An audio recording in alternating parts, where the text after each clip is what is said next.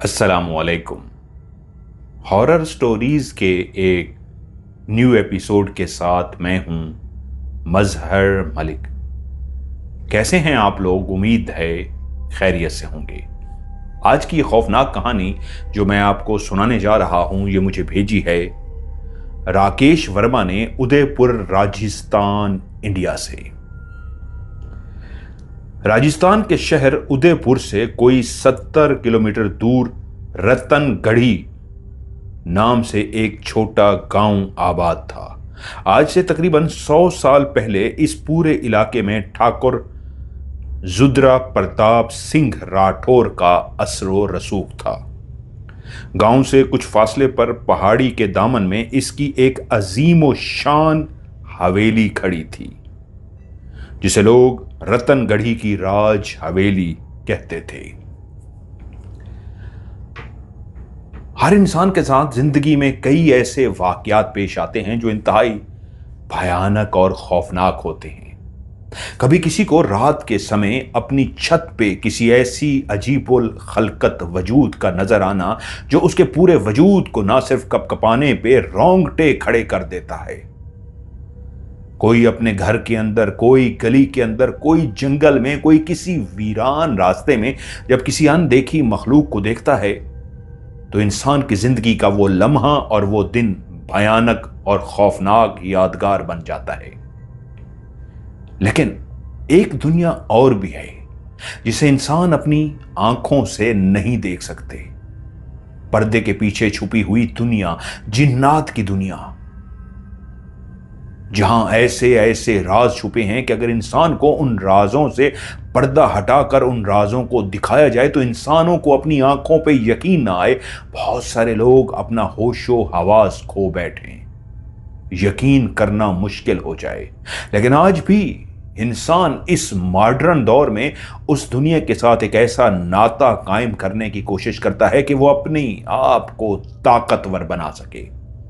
और जो पहले से ताकतवर लोग हैं वो ऐसी ख्वाहिशात पैदा करते हैं अपने अंदर कि इस छुपी हुई मखलूक से हम ऐसी शक्ति, ऐसी ताकत हासिल करें, हम अमर हो जाएं। मौत का इलाज। जब इंसान के पास दौलत, पैसा, इज्जत, शोहरत, वकार सब कुछ हो, ख्वाहिशात फिर भी जन्म लेती हैं। और फिर ख्वाहिश होती है कि इस दौलत, ऐशो इशरत को मैं हमेशा के लिए एंजॉय कर सकूं, धोखा दे सकूं मौत को, और मौत मेरा कुछ ना बिगाड़ सके क्योंकि मैं मर जाऊंगा और ये सब कुछ यहां रह जाएगा।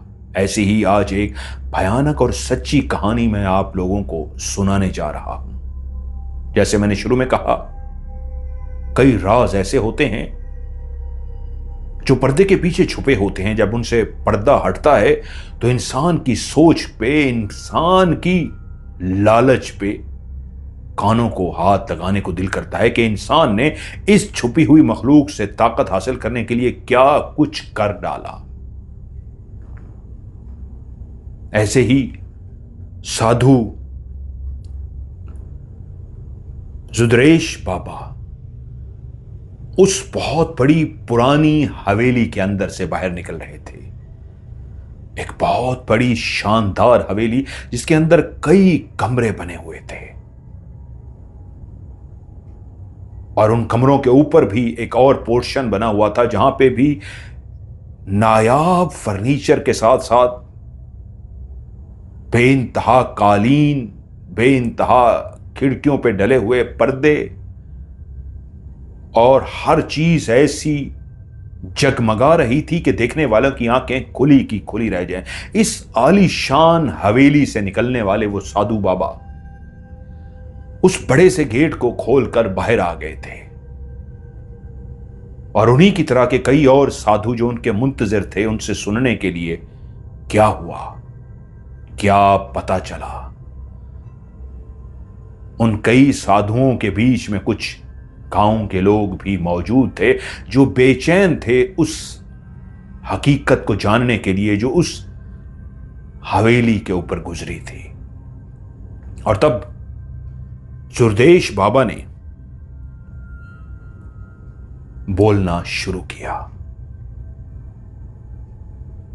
ये एक जंगल के अंदर बनी हुई झोंपड़ी थी। उस झोंपड़ी के अंदर कालेश आंखें बंद किए जमीन पे बिछी हुई चादर के ऊपर गहरी नींद सो रहा था, और उसके साथ लेटी हुई कामनी उठ चुकी थी। कालेश और कामनी रात को एक दूसरों की बाहों में लिपटे उस लज्जत में, उस सरूर में मुब्तला थे जहां इंसान इर्द गिर्द का होश खो देता है और वजूद एक वजूद के साथ ऐसे लिपट जाता है कि दुनिया से बेखबर वो एक लज्जत, एक गुनाह में मसरूफ हो जाता है। कामनी भी कालेश के साथ रात सारी उस लज्जत गुनाह में मसरूफ रही थी। वो उठ चुकी थी, बाहर दिन चढ़ आया था और जंगल के अंदर परिंदे तो अपने घोंसलों में वापस आ चुके थे, अपने बच्चों के लिए खाना लाके कीड़े मकोड़े पकड़कर वापस भी आ चुके थे, और कालेश गहरी नींद दुनिया से बेखबर सो रहा था। कामनी ने उठ के अपनी साड़ी के पल्लू को ठीक किया, अपने जिस्म के ऊपर साड़ी को अच्छी तरीके लपेट के वो बाहर आ गई। उस छोटी सी आरजी सी बनाई हुई कुटिया के अंदर वो कालेश अभी तक दुनिया से बेखबर सो रहा था। कामनी उस जंगल से चलती चलती उस दरिया के किनारे पहुंच गई जिसकी दूसरी तरफ उसका गांव था। जैसे ही वो दरिया के किनारे पहुंची तो एक खस्ता हाल छोटी सी कश्ती जो किनारे के साथ रस्से के साथ बंधी हुई थी, उसने उसका रस्सा खोला और उसके अंदर बैठ गई। बैठते ही उसने उस कश्ती के चप्पू चलाने शुरू कर दिए और चप्पू चलाते चलाते दरिया के वो उस पार पहुंच गई जहां उसका गांव था। कश्ती को उसने फिर से रस्से से बांधा और वो लहलहाते खेतों के दरमियान से गुजरती हुई कच्ची पगडंडियों के ऊपर से चलती हुई अपने गांव की तरफ जा रही थी। और जैसे ही गांव उसके सामने आया, गांव के लोगों ने उसको इस अंदाज में देखना शुरू कर दिया जैसे कोई किसी मुजरिम को, जैसे कोई किसी गुनहगार को देखता है। उसने अपनी नजरें झुका ली। वो उन मर्दों की नजरों का सामना नहीं कर सकती थी जो उसके वजूद के आर पार होके इस अंदाज में उसको देख रही थी कि गुजार आई एक गुनाह की रात फिर किसी और के साथ। तभी उसके कानों में वो जहरीले फिक्रे सुनाई दिए जो वो उस पे जोर जोर से कस रहे थे और एक दूसरे से वो फिक्रे कह रहे थे, देखो तो सही कैसे किसी के साथ गुनाह करके आ रही है, ऐसे अकड़ती हुई चल के आ रही है जैसे पता नहीं कोई किला फतह करके आ रही हो। दूसरे की आवाज आई, अरे जवान भी तो है, वजूद भी तो देख, बदन भी तो देख, आखिर क्या करे, शौहर मर जो गया है। वह इन जहरीले जुमलों को सुनती हुई जल्दी जल्दी से उसने अपने कदम बढ़ाने शुरू कर दिए। वो यहां इन लोगों से दूर जाना चाहती थी, लेकिन जिस रास्ते से भी गुजर रही थी हर कोई उसकी वजूद की तरफ इस अंदाज में देख रहा था जैसे एक गुनाह से भरी हुई गठड़ी उनकी तरफ चलती हुई आ रही हो। यहां तक कि बच्चे भी उसे देखना शुरू हो गए थे, बड़ों की देखा देखी। औरतें उसको देखती तो तौबा तौबा कर रही थी। कामनी चलती चलती उस गली में पहुंच गई जिसके आखिर में उसका एक कच्चा सा मकान था। मकान के दरवाजे पे पहुंच के उसने मकान पे दस्तक दी। ठक ठक ठक ठक। थोड़ी देर के बाद एक बूढ़ी ने दरवाजा खोल दिया। वो जल्दी से अंदर दाखिल होना चाहती थी क्योंकि अब भी कई बच्चे और कई वहां के बूढ़े नौजवान मर्द उसका तमाशा देखने के लिए गली के दूसरे सिरे पे आकर खड़े हो गए थे। मां आगे से हट, मुझे रास्ता दे। और सास की एक कड़कदार आवाज आई, अपनी इस गंदी जुबान से मुझे मां ना कहे। तू मेरी बेटी उस वक्त होती जिस दिन मेरा बेटा मरा था तू भी उसी के साथ सती हो जाती, तो आज मैं फख्र से सबको दुनिया को बता सकती, हां वो मेरी बहू नहीं मेरी बेटी थी। लेकिन तूने तो मुंह काला करके मेरी भी इज्जत को, मेरे मरे हुए बेटे की इज्जत को भी खाक में मिला दिया और अपनी गंदी जुबान से मुझे मां कह रही है, निकल जा, इसी लम्हे मेरे घर से निकल जा। उसी औरत के बिल्कुल पीछे 3 साल का उसका बेटा जो कच्चे फर्श पर खेल रहा था, उसने सामने खड़ी अपनी मां को देखा तो उसके चेहरे पे मुस्कुराहट आ गई। उसकी मां वापस लौट आई थी। उसने सास की तरफ कहा, मैं अपने बच्चे से मिलने आई हूं। तो तभी सास की आवाज आई, बच्चा? कौन सा बच्चा? ये तेरा नहीं, ये मेरे बेटे की नस्ल में से है, तुझ गंदी औरत में से नहीं है। खबरदार जो तूने इसे अपना बेटा कहा। और तभी वो बोली, नहीं मां, ये मेरा लख्ते जुगर है, मैंने इससे मिलना है। और तभी मां, जो उसकी असल में सास थी, एकदम से गुस्से में आ गई और बोली, ये माधु है, माधु, मेरे बेटे की निशानी, तेरा बेटा नहीं है। इसी लम्हे यहां से चली जा, यहां तक कि मैं तुझे धक्के मार के निकाल दूंगी। अगर तू चाहती है तेरा मजीद कोई तमाशा ना बने तो तेरे लिए यही बेहतर है, निकल जा, इसी लम्हे यहां से निकल जा। उसने देखा वो जो गली के सिरे पे लोग खड़े हुए थे वो और करीब आते जा रहे थे, जैसे अब उसे पत्थर मारना शुरू कर देंगे। वो समझ चुकी थी सास उसे घर में नहीं दाखिल होने देगी। तभी उसने फैसला किया वापस जाने का। तेजी से मुड़ी और उन लोगों के बीच में से रास्ता बनाते हुए ऐसे गुजरी जैसे कह रही हो, हट जाओ, तुम में से किसी ने भी मुझे हाथ लगाया तो मुझसे बुरा कोई नहीं होगा। उसकी उस खूनख्वार आंखों को देखते हुए लोग साइडों पर हटते गए और बीच में से एक रास्ता बनता गया और वो रास्ता बनाती बनाती सीधी वापस उसी कश्ती पे पहुंची। कश्ती में सवार होकर वापस उसी जंगल की झोंपड़ी के सामने पहुंच गई। साइड पे पड़ा हुआ एक बड़ा सा पत्थर जिस पे बैठ गई और हाथों में छोटे छोटे पत्थर उठा के फेंकने शुरू कर दिए। दिल को चैन नहीं आ रहा था, उसका दिल बेचैन था। उठी और उठकर अंदर आ गई, झोंपड़ी में आके बैठी, लेकिन उसकी आंखें बरसने को तैयार थीं। दिल जो बोझल हो चुका था, उसकी थकान उस वक्त उतरती जब आंखों के पीछे छुपे हुए आंसू बरसना शुरू हो जाते। और ऐसा ही हुआ, एक बरसात शुरू हो गई। आंखों से रिमझिम ऐसी बरसात कतरों के नीचे गिजरी के साथ में हिचकी भी बंद गई। जब वो झोंपड़ी में दाखिल हुई थी तो कॉलेज उसी तरह गहरी नींद सो रहा था, खराटे ले रहा था, दुनिया से बेखबर। और अब वो बैठी रो रही थी, उसकी हिचकी बन चुकी थी रोते रोते कि तभी एक आवाज सुनाई दी, क्या हुआ है, क्यों रो रही हो? और तब उसने गर्दन को मोड़ कर देखा तो कॉलेज जाग चुका था। कामनी, तुमसे पूछ रहा हूं, क्यों रो रही हो? कामनी ने कोई जवाब न दिया, अपनी आंखें साफ करना शुरू कर दी। कालेश अपने बिस्तर से उठकर बैठ गया। मैले कुचैले कपड़ों के अंदर वो बैठा हुआ कलेश अजीब सा लग रहा था।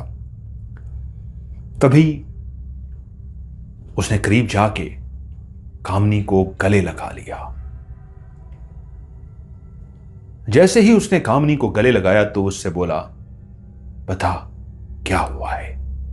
और कामनी के साथ जो कुछ हुआ था वो उसने सब बयान कर दिया। तभी कालेश की आवाज आई, कामनी, तू जानती है जो मैं तपस्या कर रहा हूं उस तपस्या का मुझे हल मिलने वाला है। वो सालों की मेहनत का मुझे फल मिलने वाला है। मैं नहीं, तू भी मेरे साथ अमर हो जाएगी। और उसी लम्हे उस झोंपड़ी के बिल्कुल दरमियान में जो इर्द गिर्द लकड़ियां इस अंदाज में रखी गई थीं कि उन लकड़ियों के बिल्कुल दरमियान में एक मुजस्समा रखा हुआ था,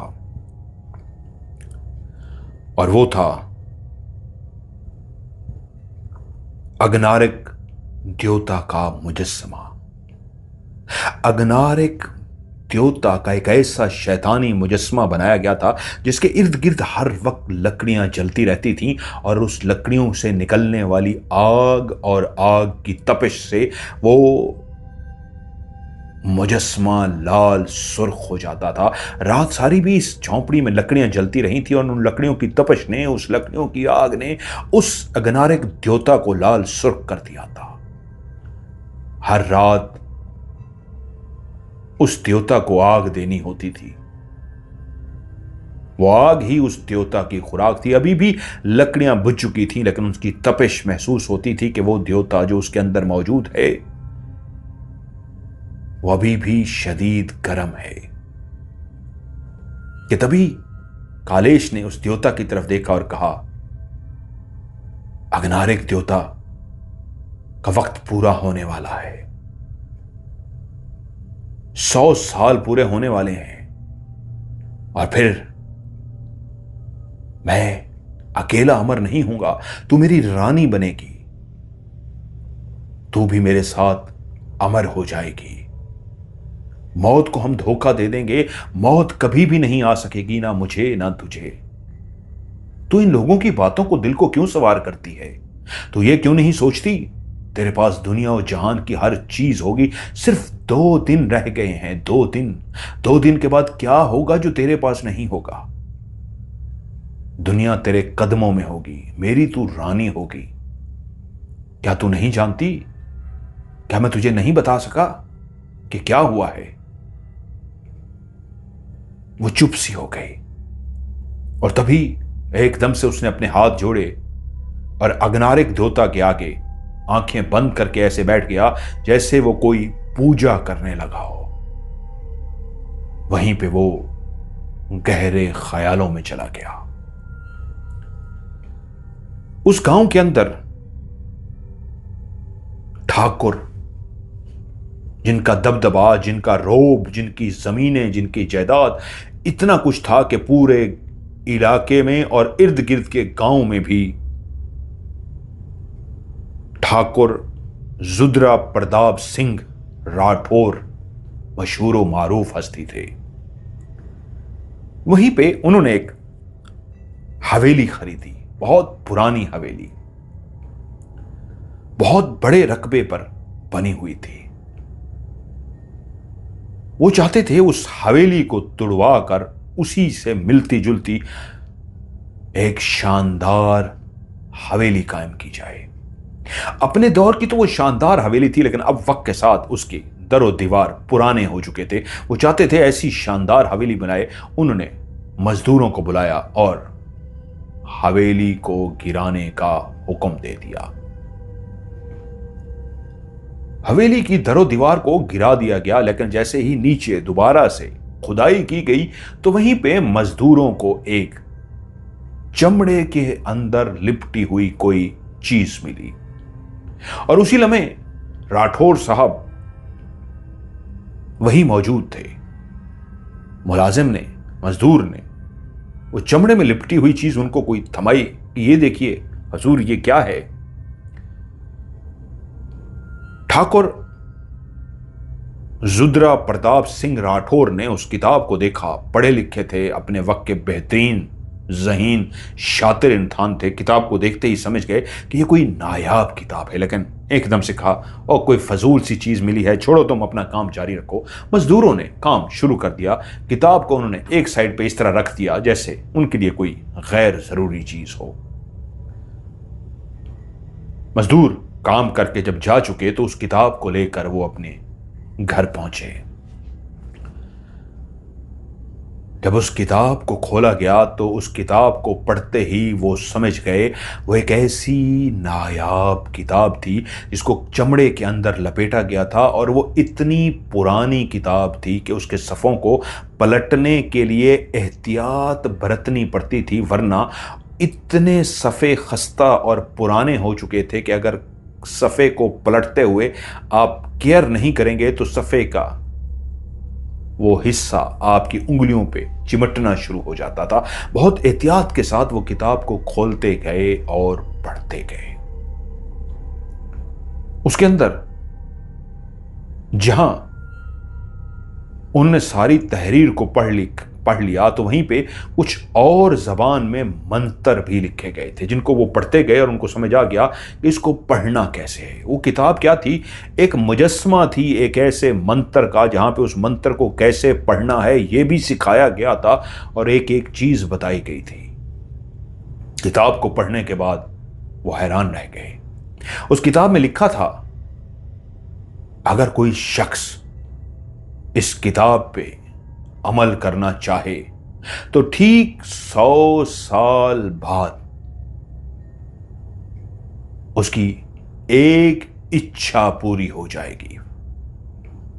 लेकिन करना यह होगा, एक शैतान देवता बनाना होगा, अग्नारक देवता। हर साल जब आखिरी महीना होगा और आखिरी महीने की चांद की वो तारीख होगी जिसमें चांद बिल्कुल छुप जाता है, जिसको कहते हैं जीरो, आखिरी दिन जिसमें बिल्कुल चांद छुपा होता है, हर महीने की उस चांद की तारीख को, जिस तरह अमावस की रात होती है जिसको कहा जाता है घुप अंधेरे की रात, तो इसी तरह चांद जब बिल्कुल छुप जाता है, आखिरी दिनों का चांद होता है या शुरू का चांद होता है, घुप अंधेरा होता है, उसमें एक औरत की बलि चढ़ानी थी। हर साल के आखिर में इसी अग्नारक देवता के सामने औरत की बलि चढ़ानी थी, उसकी गर्दन को काट के उसके खून को इस देवता के आगे डालना था। और बहुत सारी कई शराइत थीं, और इस अग्नारक देवता को हमेशा आग के अंदर ही रखना था। इसके वजूद के अंदर इर्द गिर्द आग ही आग होगी, क्योंकि इसके वजूद के अंदर आग पहले से भी भरी हुई है, और जब यह मुजस्समा बनाया जाएगा तो इसको भी हमेशा आग के अंदर बिठाया जाएगा। कोई भी रात ऐसी नहीं गुजरेगी कि जब इसके इर्द गिर्द आग ना जली हो। एक रात के लिए भी आग बुझनी नहीं चाहिए, और हर रात को आग लगानी है, हर साल बलि देनी है। और वहीं जब 100 साल पूरे होंगे तो एक ऐसा बच्चा जो चांद गिरहन को पैदा हो, उसकी बलि देनी होगी। और जैसे ही उसकी बलि देनी होगी, बलि देने के फौरन बाद इसी अग्नारक देवता के अंदर से एक औरत निकलेगी, नारी। वो नारी औरत सिर्फ एक सवाल का जवाब देगी और आगे पूछेगी, बताओ क्या सवाल है तुम्हारा? और जो भी तुम्हारे मन में सवाल होगा वो उससे पूछोगे, वो उसका जवाब देगी। एक सवाल का जवाब देने के बाद वो चली जाएगी। ठाकुर राठौर ने जब ये सब पढ़ा तो उसके दिमाग में फौरन एक ख्याल आया, हां मैं तो मर जाऊंगा, लेकिन मेरी नस्ल में से ही कोई ऐसा जरूर होगा जो 100 साल मुकम्मल होने पे जिंदा होगा, तो वो जरूर एक सवाल पूछ सकेगा, मौत का इलाज क्या है? क्योंकि वो जो उस अग्नारक देवता से नारी निकलेगी वो हर सवाल का जवाब देगी। तो राठौर साहब ने सोच लिया था सवाल मौत क्या है, और वो चाहते थे कि मेरी पीढ़ी में से जो भी इस सवाल का जवाब ढूंढ लेगा तो मुझे भी वो दोबारा से जिंदा कर सकेगा और खुद भी अमर हो जाएगा। हवेली का नक्शा बना चुके थे, वहीं पे फौरी तौर पे उन्होंने नक्शा बदल दिया, किसी को भी हवा नहीं लगने दी। जितना भी नीचे का हिस्सा था उस सारे हिस्से को तय खानों में बदल दिया। मुख्तलिफ कमरे, मुख्तलिफ तय खाने, बिल्कुल जैसे ऊपर हवेली थी वैसे ज़ेरे ज़मीन भी समझिए एक तय खानों की हवेली बना दी गई। और उस हवेली को इस अंदाज में बनाया गया कि भूल भुलैया अगर कोई भी उसमें दाखिल हो तो सही तरीके उसको रास्ता मालूम ना हो सके कि कैसे बाहर निकलना है।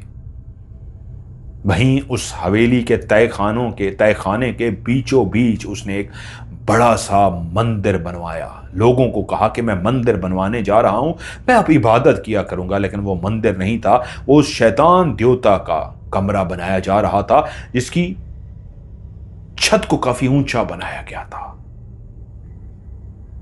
और वो उस तय खाने का हाल नुमा सबसे बड़ा कमरा था। उसके ऊपर एक इर्द गिर्द गोल दायरा नुमा मट्टी की जगह छोड़ दी गई जिसके अंदर आग जलानी थी। और उसकी एक साइड पे एक चबूतरा सा बनाया गया। उस चबूतरे के ऊपर उस अग्नारिक देवता को रखना था। और यूं ठाकुर राठौर ने एक बहुत बड़ा मुजस्समा बनवाया, इतना बड़ा कि कोई भी उसे देख के हैरान रह जाए। तकरीबन कोई 3 से 4 इंसान जिस्म से जिस्म मिलाकर गोल दायरे में खड़े हो जाएं तो इतना बड़ा वो मुजस्समा था। आलती पालती मारे आंखें बंद किए वो मुजस्समा बैठा हुआ था जैसे किताब में कहा गया था। और उसके एक चबूतरे पे यानी ऊंची जगह बना के उसके ऊपर उसको बिठाया गया था। और उसके बिल्कुल नीचे चारों तरफ आग ही आग। वहीं पे ठाकुर साहब ने अपने सबसे काबिले भरोसा मुलाजिम को बुलाया जिसकी पूरी नस्ल उनके यहां मुलाजिम थी। उस नौजवान की उम्र थी 16 साल। ठाकुर साहब ने उसे कहा, सुनो, मैं जानता हूं तुम एक निचली जात के इंसान हो, लेकिन मैंने तुम्हारे खानदान को हमेशा इज्जत दी। आज एक ऐसा वक्त मेरे ऊपर आन पड़ा है, मुझे काबिले एतमाद इंसान की जरूरत है। तुम जानते हो ना मैं किस खानदान से हूं, लेकिन मैंने आज तुम्हारा इंतखाब क्यों किया है? इसलिए कि मैं जानता हूं तुम निचली जात के होने के बावजूद वफादारी में बहुत आगे तक जाओगे। और उससे ऐसी बातें की गई, वो कदमों में गिर गया, पांव पे हाथ रख के बोला, ठाकुर साहब, आपने मुझे इतनी इज्जत बख्श दी है, अब ये जान भी आपकी है, ये जान जा सकती है, ये राज नहीं निकलेगा। और यूं उस राज से पर्दा यूं हटाया गया, उसकी ड्यूटी लगा दी गई कि वो इसी देवता के इर्द गिर्द हमेशा लकड़ियां जलाएगा और नीचे कोई भी नहीं जा सकेगा। यूं 16 साल की उम्र से उसको राज भी बता दिया गया कि मैं अगर मर भी गया तो मेरी जो पीढ़ी में से मेरा बेटा है वो, और उसकी पीढ़ी में से उसका बेटा, इसी तरह तुम भी नस्ल दर नस्ल मरने से पहले अपनी औलाद को जिम्मे लगा जाओगे, आग बुझनी नहीं चाहिए। और उसने वो सिलसिला आग जलाने का ऐसा शुरू किया कि उसके इर्द गिर्द आग ही आग जला दी जाती। हर रात आग झलकती और वो वहीं पे बैठा रहता। जब सुबह होती आग बुझ जाती और वो सोने चला जाता। शाम को उठता फिरता और ठाकुर साहब उस पे हर चीज बेइंतहा वार देते, खाना पीना पैसे। वो भी खुश था, ईमानदारी से अपनी ड्यूटी अदा करता। अब अग्नारिक देवता भी बन चुका था, आग भी मुसलसल लग रही थी और हवेली के उस राज से कोई भी वाकिफ नहीं था। बहुत बड़ी हवेली, कई नौकर चाकर, लेकिन नीचे उस तय खाने के अंदर जाने की किसी को भी इजाजत नहीं थी क्योंकि ठाकुर साहब की वो इबादत गाह थी, सिवाय उस मुलाजिम के कोई भी नहीं जानता था। और फिर साल खत्म होने वाला हो गया और जैसे ही साल खत्म होने वाला हुआ तो अब चांद की वो तारीखें आ रही थी जब एक औरत की बलि चढ़ानी थी। दूर दराज के गांव में जहां पे औरतों को बेचा जाता था, वहीं पे वो अपने मुलाजमों को भेज के, जो सबसे राजदार उनके मुलाजिम थे, एक औरत को खरीदा गया। वो लोग उस औरत को लेकर उस हवेली में नहीं किसी और जगह पे पहुंचे और उसके बाद वहां से चले गए। ठाकुर साहब राजदारी बरस रहे थे, उसके बाद कुछ और मुलाजमों से कहा कि अब उस औरत को नीचे तय खाने में पहुंचा दें। 2 मुलाजिम जो उस औरत को लेकर आए, हवेली में दाखिल होते ही अब सिर्फ वही मुलाजिम रह गया जिसकी उम्र 16 साल थी, जो सिर्फ नीचे तय खाने तक जाता था। उसने दूसरे मुलाजिम को भेज दिया और औरत को लेकर वो नीचे पहुंच गया। और चांद की वो जैसे ही तारीख पहुंची, ठीक रात के 12 बजे उसकी बलि चढ़ानी थी और उसके बाद उसकी पूजा करनी थी। ठाकुर साहब पूरे 1 साल से उस जाप को, उस मंत्र को पढ़ रहे थे, उसकी पूजा कर रहे थे, लेकिन अब बलि का टाइम आ गया था। जैसे उस बड़े मुजस्मे को बनवाया गया था, वैसे ही एक इंतहाई खास किस्म की तलवार बनाई गई थी जिसके ऊपर मंत्र लिखे गए थे। और उस रात जैसे ही 12 बजे ठाकुर साहब ने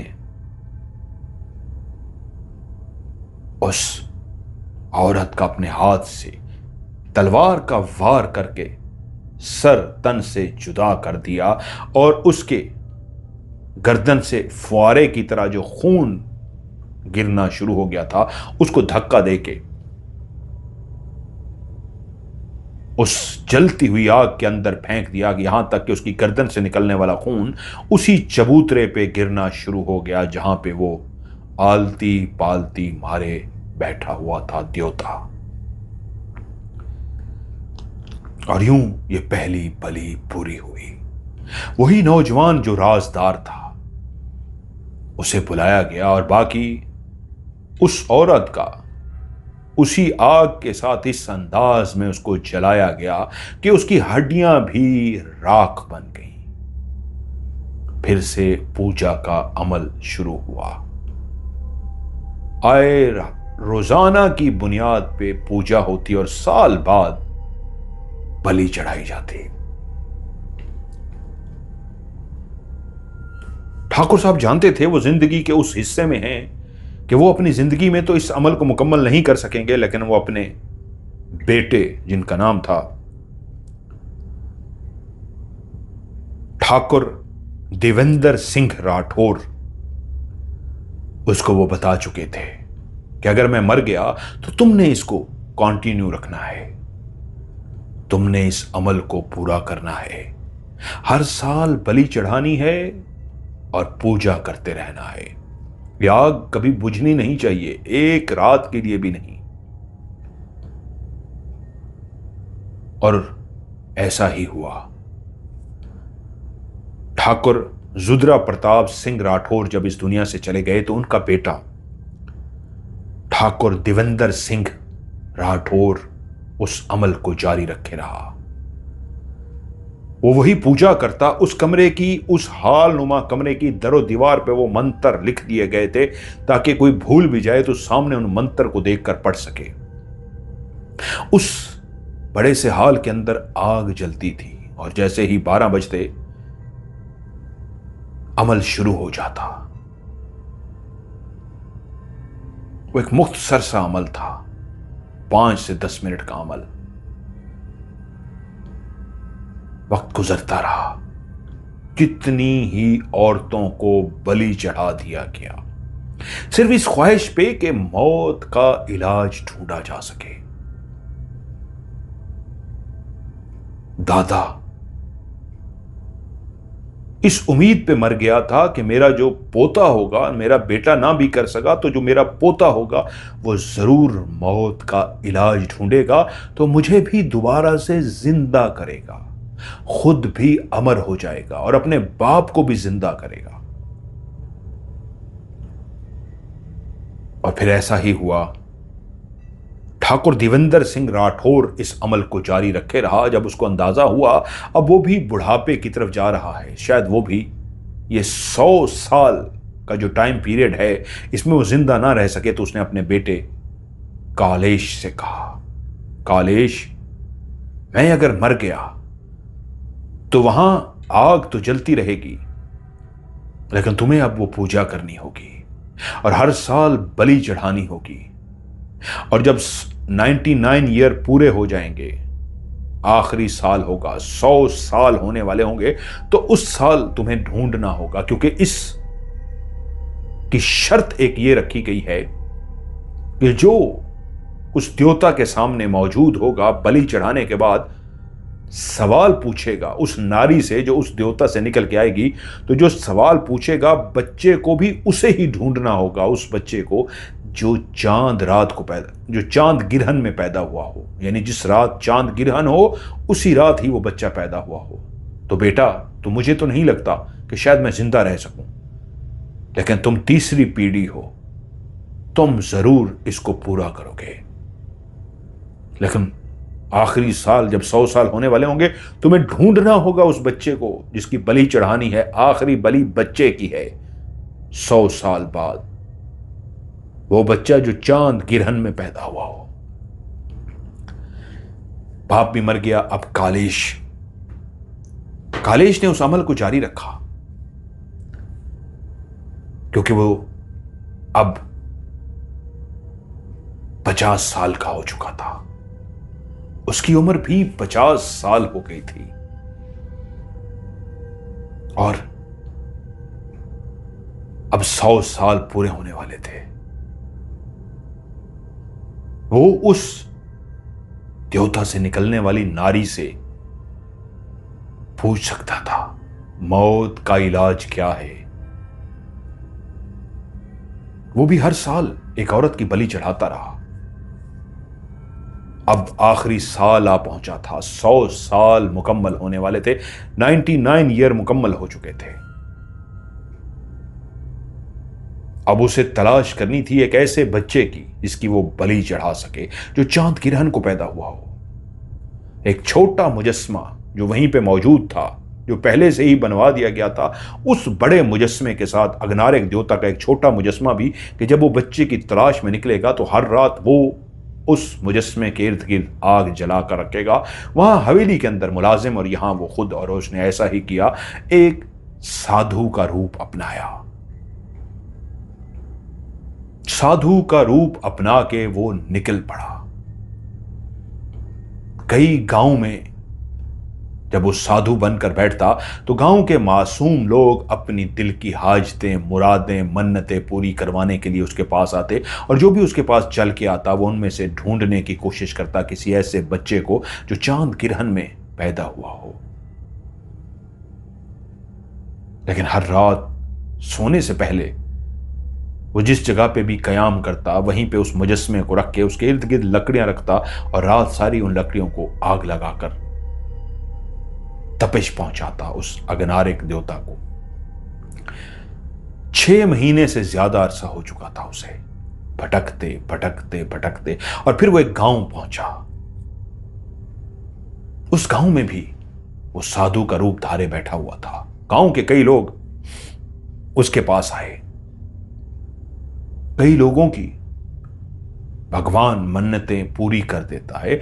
हर इंसान को जिंदगी में, चाहे वो मुस्लिम है, हिंदू है, क्रिश्चियन है, जिस भी दीन धर्म से है, वो ना भी मांगे तब भी उसको मिलता है। और कुछ लोग जब ऐसे साधु, मौलवी या जो भी आलिम के पास जाते हैं और उनकी मुराद पूरी हो जाती है, वो समझते हैं इसने मुराद पूरी की है, उसने नहीं की होती, उसकी होनी ही थी मुराद पूरी। गांव के कई लोगों की मुरादें पूरी हुई। वो साधु बहुत पहुंचा हुआ, मशहूर हो गया। और फिर एक रात, एक शाम, वो अपनी उस आस्थाने पे बैठा था कि वहीं पे कामनी अपनी सास के पास पहुंच गई। कामनी एक इंतहाई गरीब होने के साथ साथ बेइंतहा खूबसूरत लड़की थी। उसने कामनी को देखा, पूछा, क्यों आए हो? कामनी ने बताया कि उसका शौहर शदीद बीमार है और ये मेरी सास है, हम दुआ कराने के लिए आए हैं। कामनी इतनी हसीनो जमील थी कि उसको देखकर उसकी जहन में एक हवस भर आई। तो कामनी बोली, अगर आप टाइम निकालें, हम अपने शौहर को, यहां पर औरतें हैं उस घर में, तीसरा वो मर्द है, हम यहां उसको लेकर नहीं आ सकते, आप अगर हमारे साथ चलें तो। तैयार हो गया। और जब वो कामनी के घर पहुंचा उसकी सास के साथ, उसने देखा उसका शौहर शदीद बीमार था। वो जान गया ज्यादा अरसा जिंदा नहीं रहेगा। लेकिन घर में दाखिल होते ही उसके उस 3 साल के बच्चे पे निगाह पड़ते ही उसकी आंखें चमक उठी। वो जो जाप करता था, मंत्र पढ़ता था, उससे उसको फौरन मालूम हो गया कि यही वो बच्चा है जिसकी तलाश में मैं दर बदर फिर रहा हूं, जंगलों में फिर रहा हूं, पहाड़ों में फिर रहा हूं, गांव गांव में, नगरी नगरी में फिर रहा हूं। यही है वो बच्चा। वो समझ गया अब उसे क्या करना है। उसने उसके शौहर की हालत को देखा और कहा, ये जो बच्चा है इसकी क्या हिस्ट्री है? मुझे ये बच्चा मनहूस नजर आ रहा है। तो सास फौरन बोल पड़ी, हां, ये कामनी मेरे बेटे की दूसरी बीवी है। ये मेरा बेटा जो इस वक्त बीमार लेटा हुआ है, इसकी शादी इससे पहले एक और औरत से मैंने की थी।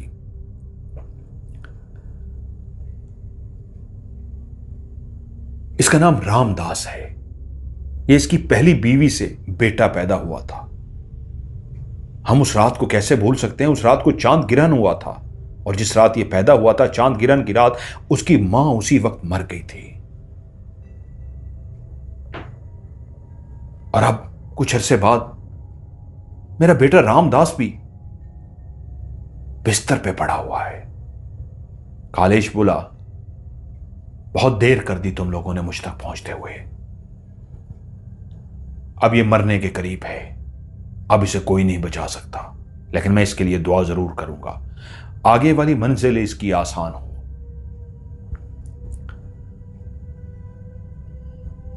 और 1 हफ्ते बाद वो मर गया।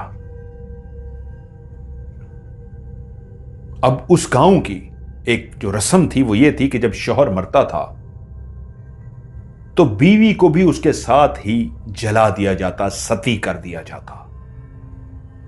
और गांव के उस मजहबी इस होने की वजह से, एक जो रस्म थी उनकी मजहबी, अब कामनी को भी अपने शौहर रामदास के साथ सती होना था, यानी उसकी चिता के साथ उसको भी जिंदा जला दिया जाता। कुछ लोग दफनाते थे, जिंदा दफना देते थे, ये लोग दफनाते थे या जला देते थे, यहां पे उन्होंने मेंशन नहीं किया। तो कामनी को भी उसके साथ ही सती होना था, यानी उसी के साथ ही मर जाना था। लेकिन वो तो पहले ही कालेश गेम तैयार कर चुका था। तभी उसने कहा, नहीं, इसको उसके साथ अगर दफनाया तो पूरे गांव पे एक आफत आ जाएगी। इस गांव में जो कहत पड़ता है वो इतना शदीद हो जाएगा कि तुम लोग सब मर जाओगे, जो बचेंगे वो भी इस गांव को छोड़ जाएंगे। तो इस लड़की को उसके साथ ना दफनाओ, क्योंकि ये जो बच्चा है, इस बच्चे ने अपनी मां को भी खा लिया, बाप को भी खा गया, इसको भी दफनाया तो इस गांव पे आफत आ जाएगी। अब एक ही हल है, ये जो कामनी है ये दासी बने, इसे हमारे पास भेज दो, ये हमारी सेवा करेगी, ये हमारी दासी बनेगी, तो तुम्हारे गांव पे कोई आफत नहीं आएगी। अब गांव की औरतें, गांव के मर्द, वो इसके लिए तैयार नहीं थे।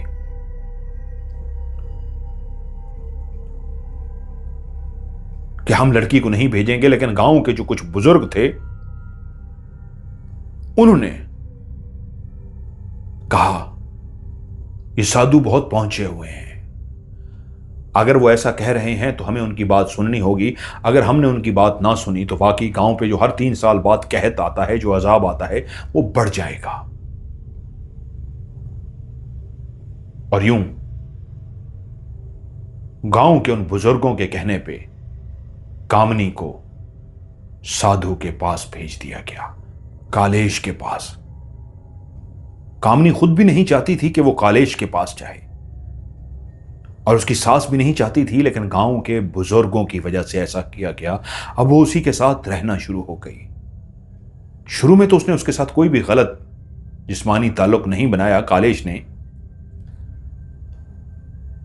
क्योंकि वो लोगों की नजरों में एक साधु था। कामनी उसकी दासी बन के सेवा करती रही, लेकिन आहिस्ता आहिस्ता उसने कामनी को अपने रंग में रंग लिया। उसकी आंखों की पट्टी पे ऐसी चादर चढ़ा दी, उसको ऐसा बहकाया, उसे ऐसा बहकाया कि वो फिर बहक ही गई।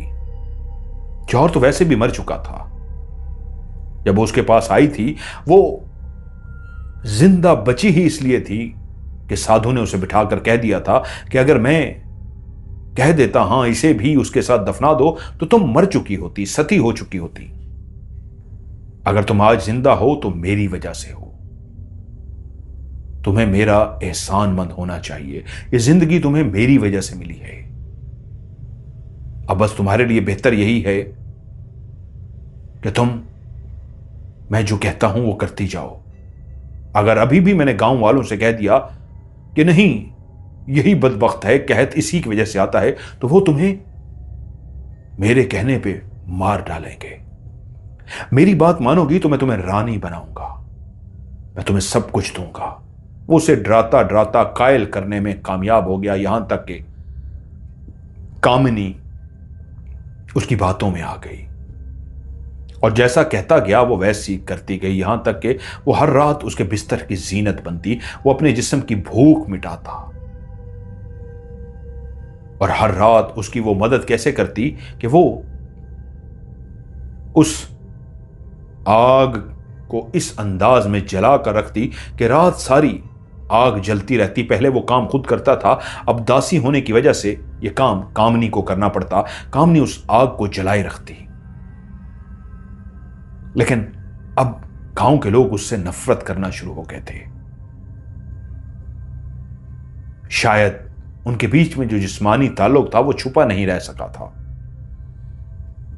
तभी तो उसने वो साधु वाला रूप जो उसने अपनाया हुआ था उस जगह को छोड़ा और जंगल में आकर आबाद हो गया था।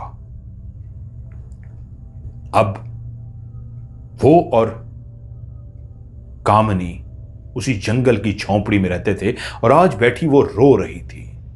तभी तो कॉलेज जागा था और उसने कामनी से कहा था, रोती क्यों हो? तुमसे कहा था ना वक्त आ गया है। वो उसे अपने राज में शामिल कर चुका था कि तुम मेरी महारानी बनोगी, अमर होगी, मौत का इलाज ढूंढने जा रहा हूं मैं, बस सिर्फ तुम्हारे बेटे की बलि चाहिए। और वो शुरू में इस बात को सुन के कांप जाती थी कि नहीं वो मेरा लख्ते जिगर है, मैं कैसे उसकी बलि चढ़ा दूं। तो वो कहता वो तुम्हारा नहीं है, तुम्हारी सोतन की औलाद है, तुमसे पहले जो तुम्हारे रामदास शौहर की बीवी थी उसकी औलाद है। हां तुमने उसे मां बन के पाला जरूर है, लेकिन वो तुम्हारा नहीं है, वो मनहूस बच्चा है। मां को खा गया, बाप को खा गया। अगर मैं तुम्हें ना बचाता तो तुम भी मर चुकी होती उस बच्चे की वजह से। वो है ही मनहूस, वो चांद गिरहन की रात को पैदा हुआ था, मनहूस बच्चा। हां अगर उसकी मैंने बलि चढ़ा दी, सिर्फ 2 दिन रह गए हैं 100 साल पूरे होने में, तो मैं भी अमर, तुम भी अमर, मैं तुमसे शादी कर लूंगा और तुम मेरी रानी होगी। तुम सोच भी नहीं सकती क्या कुछ होगा तुम्हारे पास। उसने फिर उसे अपनी बातों से कायल कर लिया और कहा, आज ही रात तुम्हें वापस जाना है। शाम को यहां से निकलोगी और उस बच्चे को लेकर मेरे पास पहुंच जाओगी। मेरे पास सिर्फ 2 दिन हैं और उसके बाद मैं भी अमर, तुम भी अमर। जाओ, देर मत करो। उस शाम वो वहां से निकल पड़ी। कामनी उसी तरह कश्ती में सवार होकर दरिया अबूर करके जब दूसरी तरफ पहुंची तो शाम हो चुकी थी। आज उसने अपना चेहरा छुपा रखा था, साड़ी भी बदल डाली थी कि गांव के लोग उसे पहचान न सकें। चलती चलती वो गांव में दाखिल हो गई और छुपते छुपाते लोगों की नजरों से बचती हुई वो अपने घर के दरवाजे पे पहुंची तो क्या देखती है, दरवाजा खुला हुआ है। वो कच्चा सा घर, टूटने वाला घर जिसकी दरो दीवार अब गिरने वाली हो चुकी थी, गुर्बत का मारा घर। वो कहां इस घर में रहना चाहती थी? इस जहन्नम से तो बेहतर था कि शायद उसकी महारानी ही बन जाए। घर के अंदर दाखिल हुई तो देखा सास मौजूद नहीं है, बच्चा सो रहा था। तेजी से कमरे में दाखिल हुई और अपने बच्चे को उठा के सीने से लगा दिया। वो तो अब उस बच्चे की बलि चढ़ाने के लिए तैयार हो चुकी थी। बच्चे को उठाए जैसे ही सहन के दरमियान में पहुंची तो उसकी सास घर के अंदर दाखिल हो रही थी। उसने देखा कि उसने बच्चे को उठाया हुआ है। एकदम जोरदार करख्त आवाज में सास बोली, मनहूस चुड़ैल, तू फिर से आ गई मेरे बच्चे को उठाने के लिए। यह मेरे बेटे रामदास की निशानी है। इसी लम्हे इसे मेरे वापस हवाले कर दे, नहीं तो मैं अभी गांव वालों को बुला के आज तेरा एंड कर दूंगी। गांव वाले तुझे मार देंगे। हवाले कर मेरे लख्ते जिगर को। गुस्से में बिफरी हुई कामनी बोली, हट जा मेरे रास्ते से, मैंने इसकी तो बलि चढ़ानी है, कहीं उससे पहले तेरी ना बलि चढ़ा दूं। उसकी आवाज में ऐसा गुस्सा था, उसकी आंखें ऐसी लाल सुर्ख हो गईं कि उसकी सास डर गई, चौंक गई कि कहीं मुझे नुकसान ही ना पहुंचा सके। लेकिन एकदम से जैसे होश में आ गई कि मैं इस तरह डर गई है तो लेके भाग जाएगी, और एकदम से लपकी उससे बच्चा छीनने के लिए। जैसे उसके करीब आई, वो पहले ही कामनी तैयार हो चुकी थी।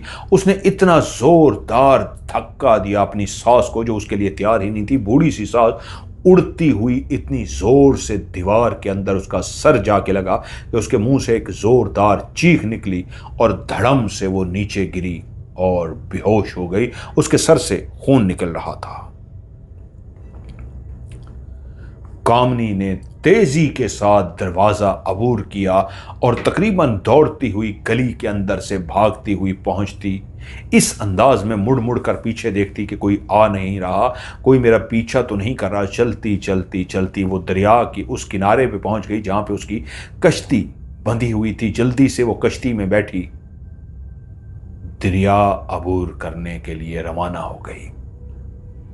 उधर दूसरी तरफ कालेश पहले से ही मौजूद था। वो जैसे दरिया के किनारे पहुंची तो उसने देखा वो बार बार पीछे की तरफ देख रही है। क्या हुआ कामनी, बार बार पीछे क्यों देख रही हो?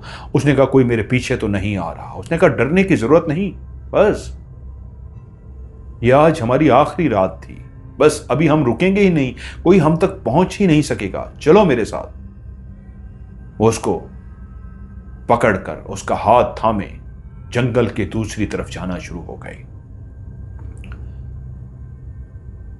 घने जंगल से निकलने के बाद वो एक और गांव के करीब पहुंचे, जैसे उस रास्ते से वो पहले से वाकिफ था। कालेश उसका हाथ थामे एक मकान के अंदर दाखिल हुआ। मकान का दरवाजा खुला हुआ था। जैसे ही वो दरवाजे से अंदर दाखिल हुआ तो सामने एक काला स्याह शख्स हट्टा कट्टा सामने खड़ा था। जैसे ही उसने कालेश को देखा तो उसके हाथ सीधा कालेश के पांव की तरफ गए और वो उसके कदमों में गिर गया और बोला, महाराज आप आ गए, आप आ गए, सारे इंतजाम मुकम्मल हैं, आइए आइए, 2 घोड़ों का भी बंदोबस्त हो गया है। ऐसे तेज रफ्तार घोड़े कि कोई भी उनके करीब भी नहीं पहुंच सकता, कोई पीछा भी करे तो फिर भी इन घोड़ों को नहीं पा सकता। आप रुकिए, कपड़ों का बंदोबस्त कर दिया हो गया है, आप नहा धो के कपड़े बदलिए, मैं आपके लिए खाने का बंदोबस्त करता हूं, बस खाना खाते ही आप यहां से चले जाइए महाराज। उसने इस अंदाज में सर को झुकाया जैसे कह रहा हो हां ठीक है, और वो मुलाजिम बाहर चला गया। अंदर कमरे में थैलों के अंदर उसने कपड़े निकाले तो 3 कपड़े मौजूद थे, एक कामनी के लिए, उसके बेटे के लिए और महाराज कालेश राठौर के लिए, जो अब साधु से महाराज बनने जा रहा था। उसने एक बेइंतहा कीमती लिबास पहना, एक कीमती लिबास कामनी के लिए भी था और उसी तरह का एक कीमती लिबास उसके बेटे पादू के लिए भी। जब वो तीनों लिबास पहन चुके तो उसके बाद वो एक बेहतरीन खाने का बंदोबस्त कर चुका था।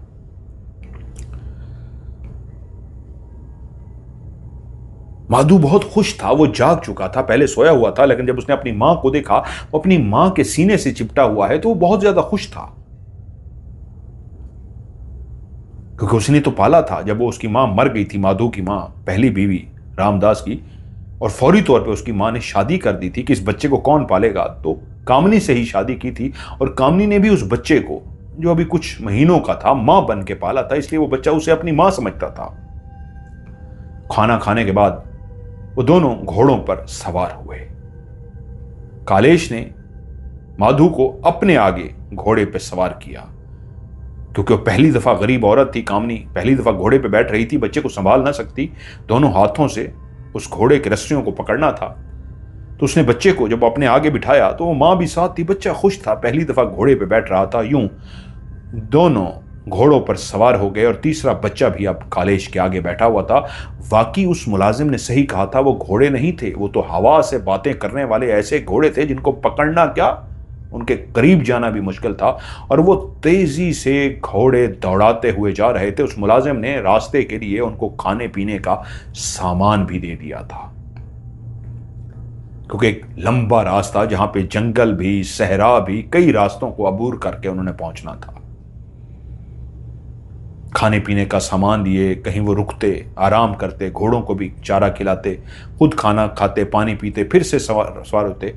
वो इसी तरह सफर करते करते एक ऐसे गांव में दाखिल हुए जहां पे एक बहुत बड़ी हवेली, जिसके दरो दीवार बहुत ऊंचे थे और उसका दरवाजा इतना बड़ा था कि कामनी ने जब दरवाजे को देखा तो हैरान रह गई। वो तो सोच भी नहीं सकती थी कोई इतना बड़ा दरवाजा भी हवेली का बना सकता है।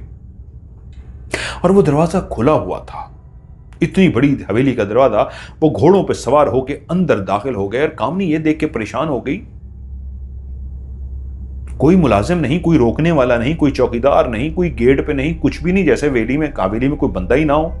वो इसी तरह घोड़ों पे सवार होते हुए एक बहुत शानदार, बहुत बड़े बागीचे से गुजर रहे थे। एक ऐसा बागीचा जो फूलों से, फलों से, दरख्तों से भरा हुआ था, जो हवेली का हिस्सा था।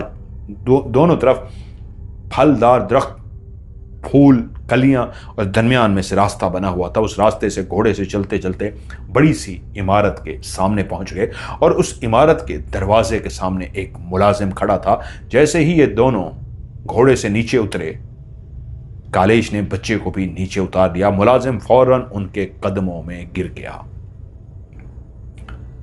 और कालेश से बोला, महाराज आप आ गए, आपके हुक्म के हिसाब से सब मुलाजमों को छुट्टी दे दी गई है, वो अब नहीं आएंगे, 2 दिन बाद ही आएंगे। आपके हुक्म के मुताबिक जैसा आपने कहा था वैसा सारे मैंने अपनी तरफ से इंतजामात पूरे कर दिए हैं। और वो हाथ जोड़कर बोला, महाराज मेरे बाप ने जो वादा किया था, आज मैं खुश हूं, उस वादे को मैंने भी निभा दिया। मैं भी बूढ़ा हो गया हूं, मरने के करीब हूं, लेकिन मेरी जिंदगी में ही ये 100 साल पूरे होने जा रहे हैं। नहीं तो मैंने अपने बेटे को भी तैयार कर लिया था कि अगर मैं मर जाऊं तो उस तय खाने की आग को बुझने न देना, हर रात वहां पे आग जलानी है। कभी जिंदगी में बीमार होता भी था तो मेरा बेटा वहां पे आग जला देता था, वहां की आग कभी नहीं बुझी। तभी कालेश ने वो जो मूर्ति अपने साथ ही लेकर आया था, उस छोटी सी मूर्ति को भी उसके हवाले किया कि इसको भी मंदिर में रख दो। और वो अंदर दाखिल हुए। कामनी जब अंदर दाखिल हुई और वो दरो दीवार को देख रही थी, इतनी शानदार हवेली उसने तो कभी ख्वाबों में भी नहीं देखी थी। इतने बड़े बड़े ऊंचे ऊंचे छतें, उनके ऊपर फानूस लटके हुए, ऐसे महंगे महंगे कालीन बिछे हुए, फर्नीचर ऐसा खूबसूरत, पर्दे इतने खूबसूरत के लगे हुए, उनके अंदर बर्तन जो रखे हुए थे मेजों के ऊपर, सोने और चांदी के बर्तन रखे हुए थे। शीशों का ऐसा जबरदस्त खूबसूरत काम किया गया था। और वो जो हवेली को सर उठा के इधर उधर घूर रही थी, तो कालेश उसके साथ चलता हुआ बोला, कहा था ना तुम्हें महारानी बनाऊंगा, वो वक्त आ गया है, तुम महारानी बनोगी। मुलाजिम उनको लेकर पहुंचा उस कमरे के अंदर जो स्पेशली कामनी और उसके बेटे माधु के लिए तैयार किया गया था। उस बड़े से बेडरूम को देख के, उसमें बहुत बड़े किंग साइज बेड को देख के, उस बेड पे बिछे हुए कपड़े, गद्दे और चीजों को देख के वो तो हैरान रह गई। वो तो सोच भी नहीं सकती थी कि वो इतनी खुशकिस्मत हो सकती है कि उसको जिंदगी में वो सब कुछ मिलने जा रहा है जिसकी वो सोच भी नहीं सकती थी। वो तैयार हुए, नहा धो के फ्रेश हुए, खाना खाया, और आज रात वो अमल करना था जिसमें उस बच्चे को बलि चढ़ानी थी। कालेश कामनी से बोला, कामनी तुम तैयार होना। वो तो वैसे ही पागल दीवानी हो चुकी थी। वो उसका तो अपना बच्चा था ही नहीं, उसका सोतन का बच्चा था। हां, जब तक कालेश ने उसका दिमाग नहीं बनाया था वो उसको अपना बच्चा समझती थी, दिलो जान से उससे प्यार करती थी। लेकिन कालेश की बातों में आके और सबसे बढ़ के उस हवेली को देख के तो वो जुनूनी ही हो गई थी। मुलाजिम ने एक बड़ा सा थैला उनके हवाले किया, रात हो चुकी थी, और कहा, मालिक ये थैला आपके हवाले। आज रात आग का पूरा इंतजाम मौजूद है, बस सिर्फ आपने आखिरी अमल मुकम्मल करना है और उसके बाद आप अमर हो जाएंगे। और फिर से उसके पांव में गिर गया। उसने उसके सर पे हाथ रखा और कहा, हां, तुम्हें भी मैं इतना कुछ नवाज दूंगा क्योंकि तुम्हारे बाप ने भी और तुमने वाकई इस खानदान के लिए बहुत कुछ किया है। उसके बाद उसे कहा, अब तुम सो जाओ। वो दोनों चलते हुए तीनों एक छोटे से दरवाजे के पास पहुंचे। उस दरवाजे के ताले को उसने खोला तो नीचे एक सीढ़ियां जा रही थी। दरवाजे को खोल के वो तीनों जब नीचे सीढ़ियों की तरफ जाने लगे तो कालेश ने दरवाजे को अंदर वाली साइड से ताला लगा दिया। सीढ़ियां उतर के नीचे पहुंचे तो वाकई नीचे भी एक पूरी हवेली मौजूद थी। कई कमरे, मुख्तलिफ रास्ते, राहदारियां, कॉरिडोर बने हुए। वो कामनी को और उस बच्चे को लेकर चलता हुआ उस बड़े से भूल भुलैयों से गुजरता हुआ हाल नुमा कमरे में पहुंच गया जहां पे वो बहुत बड़ा मुजस्समा रखा हुआ था। बच्चों से हमेशा कालेश को नफरत सी थी। उसने अभी तक शादी नहीं की थी, उसकी कोई बीवी नहीं थी। कामनी ने ही अपने बेटे को सीने से लगाया हुआ था। वो जब उस हाल में दाखिल हुए तो उस बड़े से इतने बड़े बुत को, उस मुजस्समे को देख के कामनी हैरान रह गई। और उसके इर्द गिर्द इतनी ज्यादा लकड़ियां पड़ी हुई थी, साइडों पे भी लकड़ियां पड़ी हुई थी, और उसके आगे वो इतना बड़ा आग लगाने के लिए लकड़ियों का गोल दायरा बनाया गया था जिसके बिल्कुल बीच में एक चबूतरा था, और उस चबूतरे के ऊपर खून ही खून जमा हुआ था। कितने सालों से, 99 ईयर से हर साल उसके ऊपर खून डाला जा रहा था। अंदर दाखिल होते ही उसने आग जलाई और उसके इर्द गिर्द जो नई लकड़ियां रख दी गई थी, जो पहले वाली थी वो जल चुकी थी, और नई लकड़ियों को आग लगा दी। और उसी वक्त उस बड़े से अग्नार देवता के इर्द गिर्द आग भड़क उठी और आग की चिंगारियां उसके वजूद को टच होने लगी, उस अग्नार देवता के। वो इतना खौफनाक सा था वो अग्नार देवता, जिसको देख के कामनी के दिल में पता नहीं क्या आया। वो बच्चा उसी लम्हे उस अजीब से खौफनाक से बुत को देखकर डर गया और रोना शुरू हो गया। ऊपर से आग के शोले जैसे ही भड़के, एक आवाज की अजीब सी एक आवाज आई, शोले भड़कना शुरू हो गया। बच्चा ना सिर्फ रोना शुरू हो गया बल्कि अपनी मां से लिपट गया। ऐसे लिपट गया कि वो जब उससे लिपटा तो वो जिसकी ममता मर चुकी थी कुछ देर के लिए, जो इस बच्चे को बलि चढ़ाने के लिए आई थी, उस मासूम को अपने वजूद से लिपटता देख के कि उसको मेरे सीने से ही लगते हुए सुकून का एहसास है कि मैं अपनी मां के सीने से लिपटा हुआ हूं। और उसी लम्हे पता नहीं उसके दिल में क्या आया कि उसको सामने उस मौजूद उस बुत से खौफ सा आने लगा। पता नहीं ममता कैसे जागी कि उसको चुप कराना शुरू हो गई। और उसी लम्हे कालेश ने उसे कहा, तैयार हो कामनी, वक्त हुआ जाता है इसकी बलि का। अपने उस बेटे को चुप कराते हुए पीछे हटना शुरू हो गई, जैसे उसे लग रहा था कि अमर होने के लिए, रानी बनने के लिए वो अपने इस लख्ते जिगर को खुद ही बलि चढ़ाने जा रही है। वो तो कभी बुरी नहीं थी, कामनी ने कभी ऐसा नहीं सोचा था। लेकिन उसकी बातों में आके और गांव वालों के तानों से बचने के लिए मरने से बेहतर था कि उसने ये फैसला कर लिया था, लेकिन उसके उसी लम्हे उसके अंदर ममता जाग उठी और उसने गर्दन ऐसे हिलाई जैसे कह रही हो, नहीं, मैं अपने लख्ते जिगर को तुम्हें नहीं दूंगी। और उसी लम्हे कालेश की आवाज आई, क्या हो गया है कामनी, क्या सोच रही हो? मुझे लगता है तुम्हारा इरादा बदल तो नहीं गया। तो कामनी ने ऐसे सर हिलाया जैसे कह रही हो, हां, मैं अपना बच्चा इस आग में नहीं झोंसूंगी, मैं अपने बच्चे की बलि नहीं चढ़ाऊंगी। इस अंदाज में जब उसने सर हिलाया तो कालेश ने एक जोरदार कहका लगाया। कहका लगाते लगाते वो चुप हुआ और बोला, मैं जानता था तेरी नीयत किसी भी वक्त बदल सकती है। तू जानती है मैं तुझे साथ क्यों लाया हूं? मुझे बच्चों से हमेशा नफरत है। जब ये रोते हैं ना तो मुझे जहर लगता है। इसको संभालना मेरे लिए वैसे ही बहुत मुश्किल था। जब मैं उस गांव में पहुंचा था और मैंने इस बच्चे को देख लिया था तो मुझे पता था कि अभी मैं मुझे फौरी लेके नहीं जाना, इस बच्चे को इंतजार करना है। इस मंत्र के हिसाब से वहीं रहना है, 2 से 3 दिन पहले हवेली पहुंचना है। तो इतना अरसा मैं इस बच्चे को कैसे संभालता? तो मैंने इसलिए तुझे मरने नहीं दिया, वरना तेरे गांव वाले तुझे भी सती कर देते तेरे शौहर के साथ। मैंने तुझे क्यों बचाया? क्योंकि मैं चाहता था तू इस बच्चे को मेरे लिए पालेगी और मेरे जिस्म की भूख को भी मिटाएगी, और जब वक्त आएगा तो इस बच्चे की तो बलि चढ़ाऊंगा चढ़ाऊंगा, तुझे भी साथ में इस आग में बलि चढ़ा दूंगा। 99 औरतें तो बलि चढ़ चुकी हैं, एक इजाफी भी बलि चढ़ जाएगी, क्योंकि तू इस राज से वाकिफ हो चुकी है। और जो इस राज से वाकिफ हो जाए वो कैसे बच सकता है? वो नहीं बच सकता। तो तुझे भी मरना होगा। फिर ऐसे करते हैं, पहली बलि तेरी चढ़ा देते हैं, फिर मैं बैठ के अपना मंत्र पढ़ूंगा और उसके बाद इस बच्चे की बलि चढ़ाऊंगा। हा हा हा हा हा हा।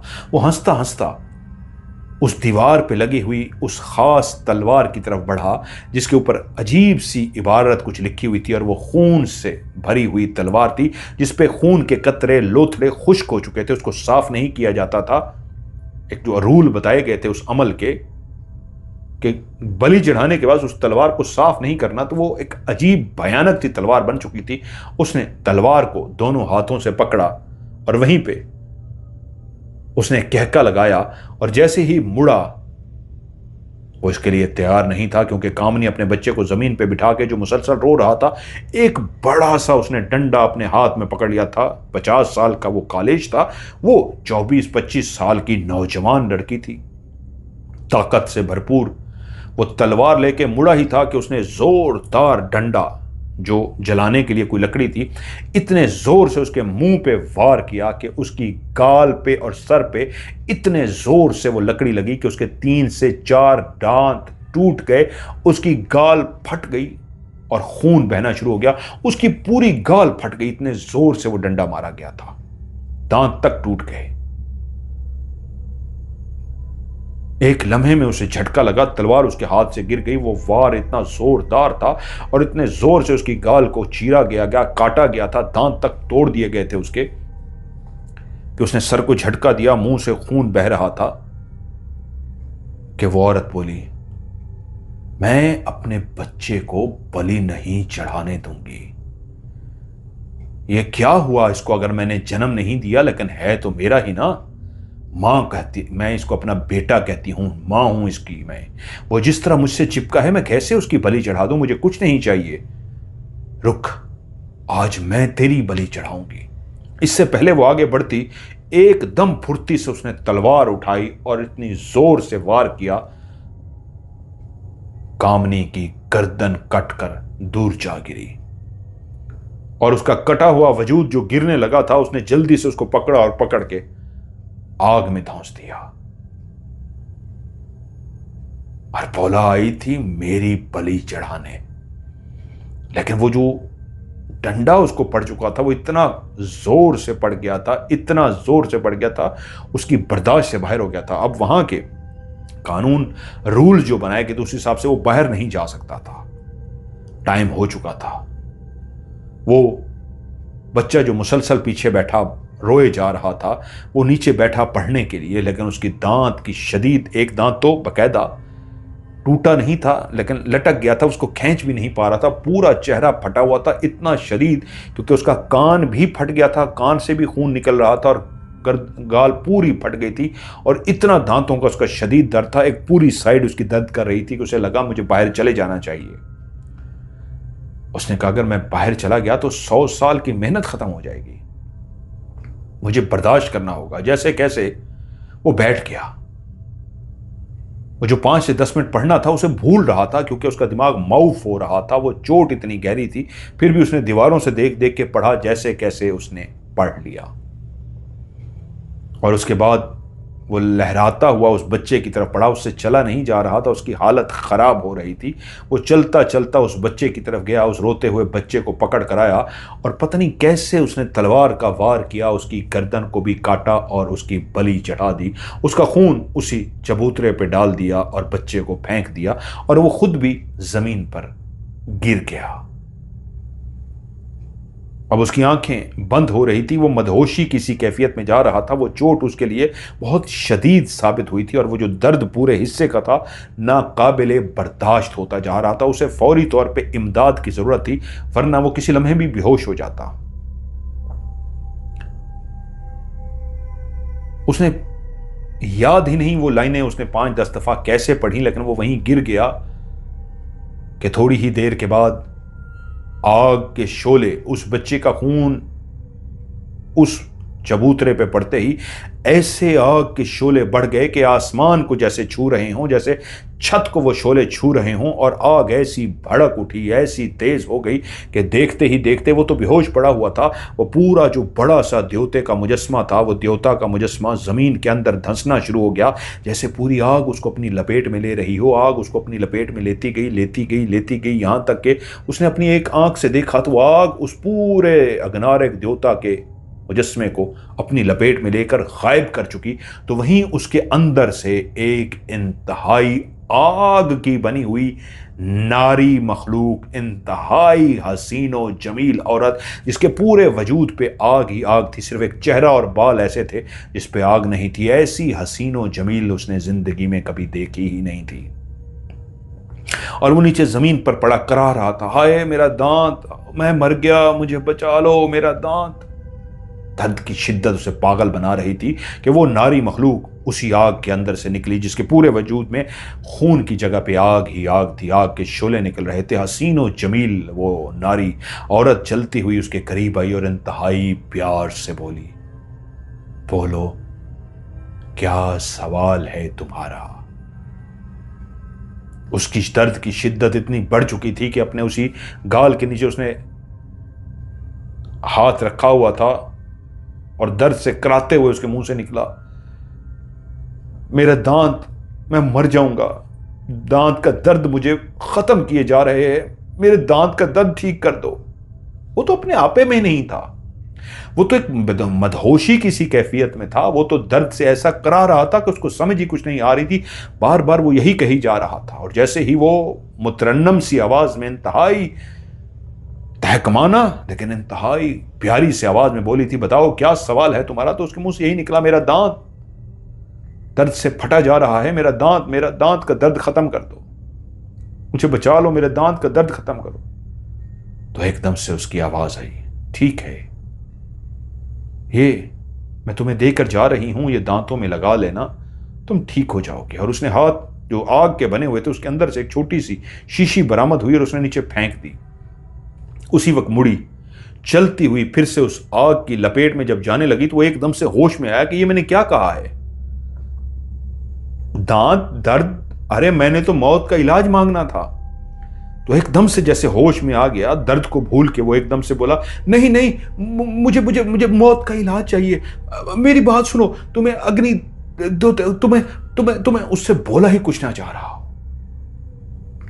अग्नारक देवता का वो वास्ते दे रहा हो, उसे कह रहा हो मेरा सवाल, लेकिन सवाल तो हो चुका था। वो एक सवाल का जवाब देने के लिए आई थी, जवाब मिल चुका था। वो उसे वास्ते देता रहा उस अग्नारक देवता का, लेकिन वो कहां रुकने वाली थी। तो उसने तो सिर्फ एक सवाल का जवाब देना था, यहां तक कि वो वापस अंदर चली गई। आग खुद ब खुद 100 साल की लगी हुई वो आग बुझ गई। उसके अंदर रखा वो द्योता भी गायब हो चुका था, अमल मुकम्मल हो चुका था। वो एक सवाल का जवाब देकर चली गई थी। वो चीखता चिल्लाता वहां पे गिरा और बेहोश हो गया। पूरी रात वो वहीं पे बेहोश पड़ा रहा।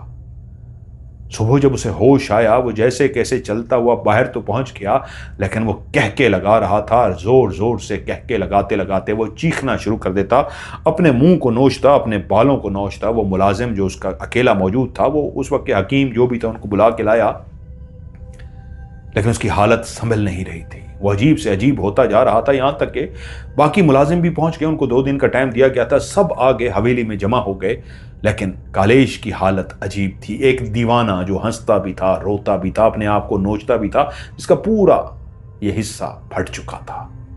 वहीं पे साधु जुदरेश बाबा को बुलाया गया, और जब जुदरेश बाबा वहां पे पहुंचे तो सबको उन्होंने बाहर निकाल दिया, और जिस वो तकलीफ में था, उन्होंने पढ़ के उसकी तकलीफ को कुछ देर के लिए रोक दिया।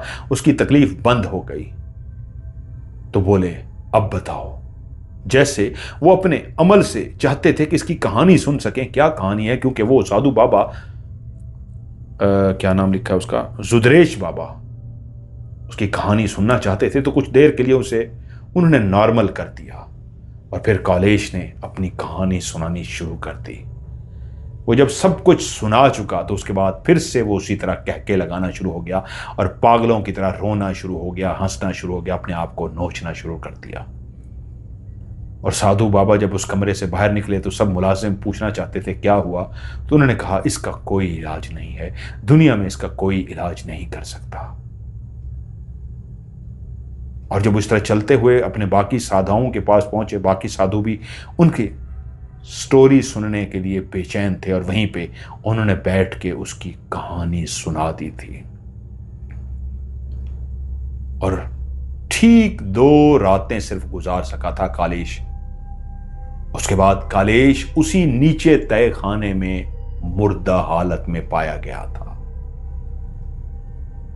जब उस साधु बाबा ने यह कहानी बाकी साधुओं को सुनाई थी, तो वहीं पे गांव के कुछ बुजुर्ग भी शामिल थे, जिन्होंने ये कहानी सुनी थी और अपने कानों को हाथ लगाते तौबा तौबा करते वहां से चले गए थे। लेकिन फिर ये कहानी जो ऐसे खौफनाक राज हों, जिसके लिए इंसान क्या से क्या कर गुजरता है, ये कहां छुपे रह सकते हैं? तो ये कहानी भी कहां छुपी रह सकती, और ये कहानी यूं हर जगह पे मशहूर हो गई। सच है, इंसान अपनी ख्वाहिशात के लिए क्या से क्या करता है। जब दौलत, इज्जत, शोहरत, मकाम, मर्तबा सब कुछ उसे मिल जाता है, तो फिर भी उसकी ख्वाहिशात खत्म नहीं होती, और ख्वाहिशात के हाथों मजबूर करके इंसान बलि चढ़ाना तो आम सी बात समझता है। वो कुछ भी कर गुजरने को तैयार हो जाता है। आज भी इसी दुनिया में कई लोग, कई ऐसे राज मौजूद हैं जिन पे पर्दा पड़ा हुआ है, जिन्होंने अपनी शक्ति और ताकत हासिल करने के लिए क्या से क्या नहीं किया।